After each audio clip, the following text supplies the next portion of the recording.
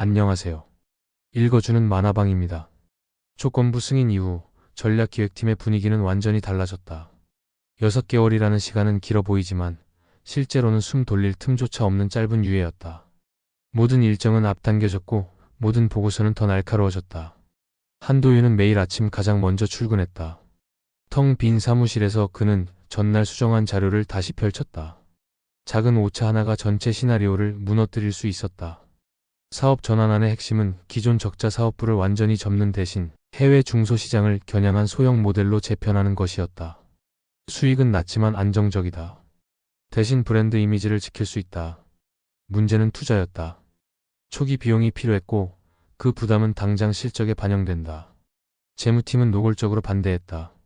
지금 같은 시기에 모험은 위험합니다. 재무이사의 말은 차갑고 계산적이었다. 도윤은 차트를 넘기며 설명했다. 모험이 아니라 지연된 구조 조정입니다. 다만 사람을 자르지 않는 방식일 뿐입니다. 회의는 매번 팽팽했다.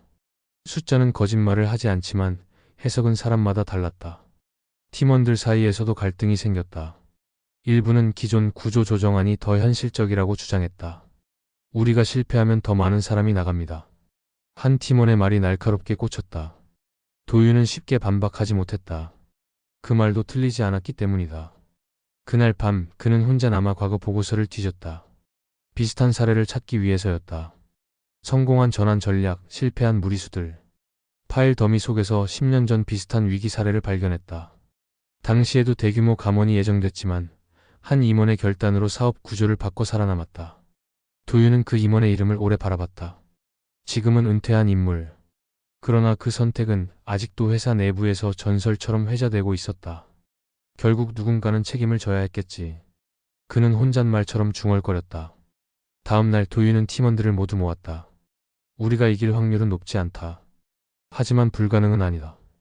그는 성공 사례와 실패 사례를 나란히 보여주며 설명했다. 감정이 아니라 데이터로 설득하려 했다. 조금씩 분위기가 바뀌었다. 회의는 방어가 아니라 토론이 되기 시작했다. 박성호는 누구보다 적극적으로 아이디어를 냈다. 소형 모델은 온라인 직판으로 가면 비용을 더 줄일 수 있어. 도윤은 고개를 끄덕였다. 이 프로젝트는 더 이상 그의 개인 싸움이 아니었다. 그러나 위기는 외부에서 먼저 찾아왔다.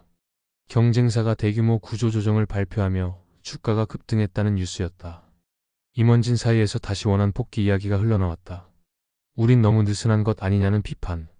사장은 도윤을 다시 불렀다. 외부 환경이 바뀌었어. 대응 전략은? 도윤은 잠시 침묵했다.